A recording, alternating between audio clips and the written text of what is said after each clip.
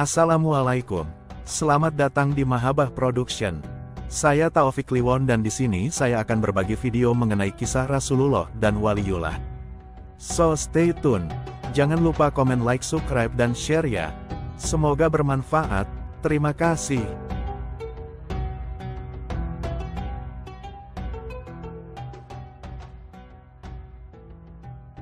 Konon pemilik sanad resmi Mars Syubanul Waton adalah H. Nusron Wahid.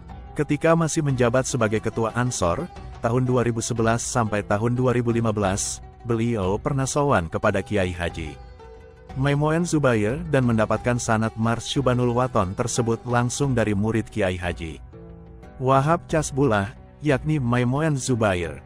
Mars Syubanul Waton adalah lagu yang digubah oleh Kiai Haji Wahab Casbullah. Dalam pengakuan Mbah Maimoen, saat dulu masih nyantri di pesantren Tambak Beras, Jombang, beliau mengisahkan bahwa Mars Syubanul Waton selalu dinyanyikan oleh para santri sebelum kegiatan belajar mengajar dimulai.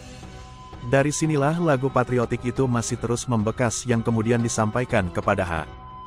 Nusron Wahid bersama Gus Yakut. Bahkan menurut penuturan Gus Yasin dalam sebuah acara bersalawat bersama Habib Syekh As-Segaf, dikatakan dengan tegas bahwa pemilik sanad Mars Syubanul Waton secara mutasil resmi adalah H. Nusron Wahid ketika masih menjabat sebagai ketua Ansor. Kiai Haji Maimoen Zubair pernah menyampaikan kisah menarik terkait Mars Syubanul Waton dalam sebuah pengajian bersama gubernur dan wakil gubernur Jawa Tengah. Dulu di zaman ayahnya, yakni Kiai Haji Zubair, dikatakan bahwa Mars Syubanul Waton menjadi lagu yang dinyanyikan dengan semangat oleh para santri sarang sebelum dimulainya belajar di MGS, Madrasah Ghazaliyah Syafi'iyah. Beliau juga menuturkan, bahwa ayahnya itu sangat fanatik dengan Mbah Wahab yang menggubah Mars Syubanul Waton tersebut.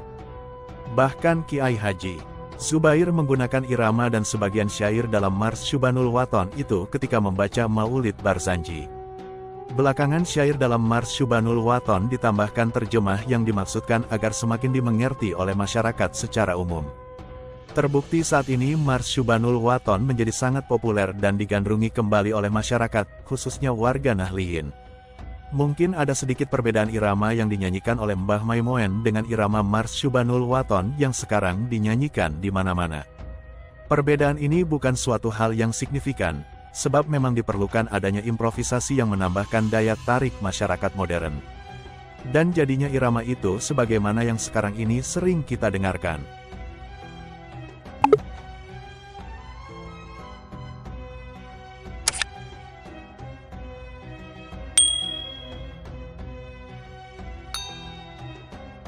Diriwayatkan bahwa Mars Syubanul Waton digubah oleh Kiai Haji Wahab Casbullah pada tahun 1916.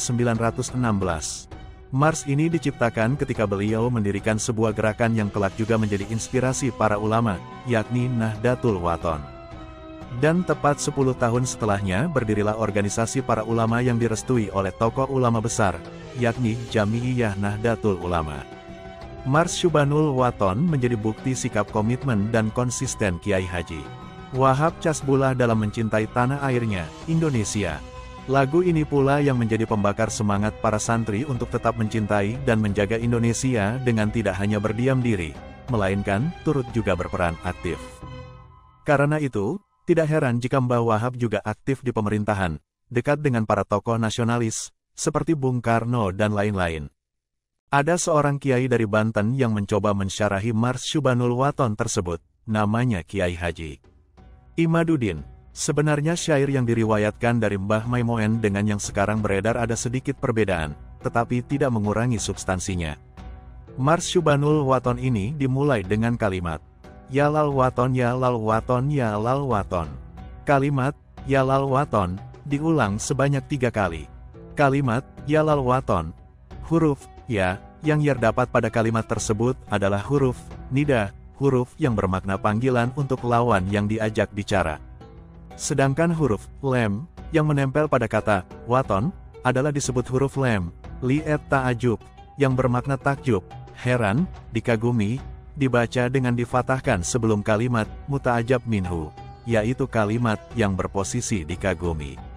An-Nel Al-Kamil fi Syarhi Matni Al-Awamil 11. Dari syair itu, Bisa diketahui bahwa pencipta lagu tersebut ketika menggunakan lem li'al ta'ajub, sebelum kalimat tanah air, ingin mengekspresikan kekagumannya akan tanah airnya yang indah dan penuh kelebihan. Sedangkan kata waton bermakna manzil ikomat al-insan wulida fihi au lem yulat, tempat tinggal manusia baik ia dilahirkan di situ atau tidak. Al-Munjid 906, kalimat tersebut sering diterjemahkan ke dalam bahasa Indonesia dengan tanah air. Dari situ kita dapat memahami bahwa yang menjadi munada, yang dipanggil dengan nida, itu adalah tanah air.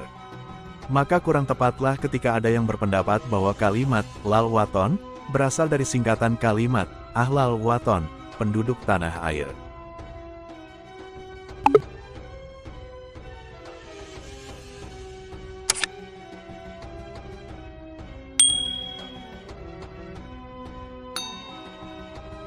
Kalimat ya lal waton, bila diterjemahkan aslinya adalah wahai tanah air. Adapun tambahan terjemah dengan kalimat pusaka hati di awal dan ku di akhir adalah sebagai penguat kekaguman untuk yang pertama, dan menunjukkan kedekatan tanggung jawab untuk yang kedua. Pada baris kedua syair lagu, ya lal waton, berbunyi, hubul waton minal iman, cinta tanah air sebagian dari iman. Kalimat tersebut diambil dari kalimat yang masyhur di kalangan kaum muslimin, sampai-sampai kalimat tersebut diyakini sebagai hadis. Syekh Syamsuddin As-Sahawi, W. 902, dalam kitabnya, Al-Maqasid Al-Hasanah, menyatakan tentang hadis, hubul waton min al-iman, aku tidak menganggapnya hadis tetapi maknanya sahih. Al-Maqasid Al-Hasanah, 1/297. Banyak hadis yang menjelaskan tentang bagaimana kerinduan Nabi Muhammad kepada kota Makkah yang pernah menjadi tanah airnya. Jika cinta tanah air itu bukan kebaikan, maka bagaimana Nabi Muhammad menerjemahkannya di hadapan para sahabat bahwa ia mencintai Makkah? Baris yang ketiga dari Mars Syubanul Waton berbunyi sebagai berikut. Wala takun minal hirman. Ada beberapa masalah yang perlu kita cermati dari baris kalimat yang ketiga ini. Yang pertama adalah kalimat takun.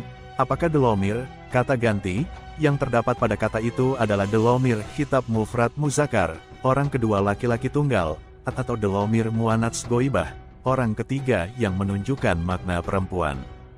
Jika delomir itu khitab maka terjemahnya adalah, janganlah engkau menjadi, wahai fulan, tetapi yang demikian itu akan tidak munasib, sesuai dengan baris berikutnya yang menggunakan delomir khitab jama muzakkar, kata ganti orang kedua untuk lelaki jamak. Jika delomir itu muannats goibah maka rujuk delomir, kembalinya kata gantinya kemana? Apakah kepada watan, atau kepada apa? Jika kepada watan, maka harusnya menggunakan delomir muzakkar goib, yaitu yakun, bukan takun. Karena orang Arab biasa mengembalikan kalimat watan dengan delomir mufrad muzakkar. Sebenarnya kalimat yang diinginkan pencipta lagu ini bukan wala takun, tetapi wala takunu, yaitu dengan delomir jamak. Karena lagu ini ditulis sejak tahun 1916, tentu periwayatan yang panjang itu dimungkinkan sekali terjadi distorsi dari yang ditulis dan diinginkan pertama kali dari penciptanya.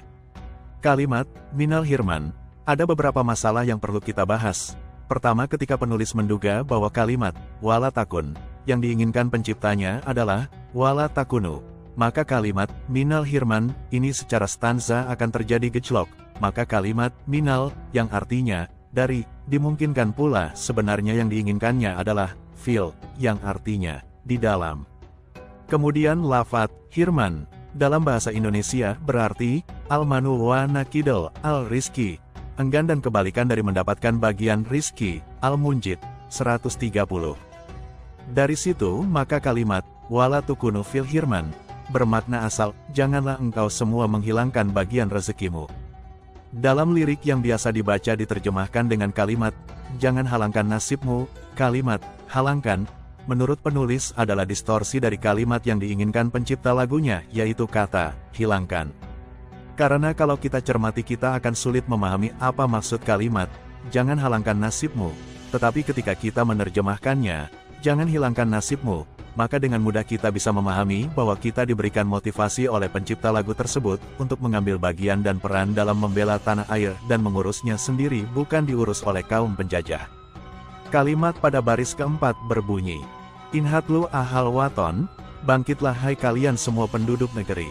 Kalimat ahlal waton, menurut penulis memang lebih muwafakoh, sesuai, daripada sebagian orang yang membacanya, alal waton, di mana ala diambil dari kalimat huruf jar, ala, yang bermakna atas. Kalimat inhatlu ahlal waton sangat tepat karena dalam terjemahannya yang terdapat di dalam lagu tersebut, bangkitlah hai bangsaku, di mana ahlul watan, yang bermakna penduduk tanah air, tidak lain dan tidak bukan adalah bangsa yang hidup di atasnya. Baris kelima dari lagu tersebut adalah Indonesia Biladi, Indonesia negeriku. Kalimat Biladi tersusun dari dua kata yaitu Bilad dan Ya Mutakalim, yaitu ya yang bermakna kepunyaanku. Kalimat Bilad adalah jamak dari kata Balad atau Baldah, yang artinya kulu makan min al-ardal amiran kana au khuluwan, setiap tempat di bumi yang sudah ramai maupun masih sepi. Al-Munjid 47. Kalimat yang dipakai pencipta lagu Bilad untuk Indonesia yang menunjukkan jamak dimungkinkan untuk maksud bahwa Indonesia yang terdiri dari berbagai negeri dari Sabang sampai Merauke yang bersatu menjadi Indonesia. Baris selanjutnya adalah kalimat anta unwanul fahoma, engkau panji martabatku. Kata unwan bermakna dalil atau petunjuk. Al-Munjid 534. Unwan kitab adalah judul kitab. Kalimat tersebut diterjemahkan dalam lagu tersebut dengan panji, yaitu bendera perang, masih memiliki makna yang munasib, sesuai karena panji merupakan tanda bagi pasukan ketika di medan perang. Kalimat fahoma yang biasa ditulis dengan huruf alif di akhirnya, yang paling tepat adalah ditulis dengan huruf ho. Ia adalah masdar dari fahuma, yang artinya pangkat yang agung. Al-Munjid 571 diterjemahkan dalam lagu tersebut dengan martabat, tentu yang dimaksud adalah martabat yang agung. Baris selanjutnya dari lagu tersebut adalah Kullu men yatika yauma, setiap orang yang datang di suatu hari. Sampai di sini kalimat tersebut belum difahami kecuali dikaitkan dengan baris selanjutnya, yaitu Tomihan yalko himama, ia datang dalam keadaan sombong, maka ia akan menemui kebinasaan. Kalimat Tomikon dengan menggunakan ho berarti sombong, sedangkan bila menggunakan ha, maka berarti pergi, menjauh, tidak mau, tidak patuh. Al-Munjid 471. Dilihat dari makna-makna itu, maka dengan huruf ho, maknanya lebih munasabah dengan maksud pencipta lagu yang secara nash dapat difahami dari kalimat terjemah dari lagu tersebut, di mana dalam versi terjemahnya dikatakan, siapa datang mengancammu. Kalimat mengancam itu lebih dekat kepada lafaz tomikon dengan ho, yang berarti sombong daripada lafaz tomihan dengan ha, yang lebih cenderung bermakna menghindari sesuatu. Kemudian kalimat himama sebagai kalimat terakhir dalam lagu tersebut bermakna mati. Al-Munjid 152 diterjemahkan dalam lagu tersebut dengan kata binasa. Ada yang perlu diperhatikan dalam versi terjemah dalam lagu tersebut, yaitu kalimat duli. Sebagian orang ada yang menyanyikannya, kan binasa di bawah dulimu, dengan huruf L, ada juga yang membaca durimu, dengan huruf R, lalu mana yang benar? Duri, dalam Kamus Besar Bahasa Indonesia, KBBI, berarti bagian tumbuhan yang runcing dan tajam. Sedangkan kata duli, di sana bermakna debu, binasa di bawah dulimu, artinya binasa bergelimpangan di tanah. Menurut penulis kata duli lebih sesuai daripada kata duri. Berikut teks lengkap Mars Syubanul Waton, ciptaan Kiai Haji Abdul Wahab Casbullah, 1916. Pusaka hati wahai tanah airku, cintamu dalam imanku, jangan hilangkan nasibmu, bangkitlah hai bangsaku.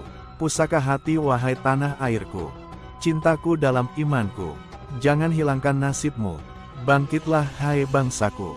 Indonesia negeriku, engkau panji martabatku, siapa datang mengancammu, kan binasa di bawah dulimu.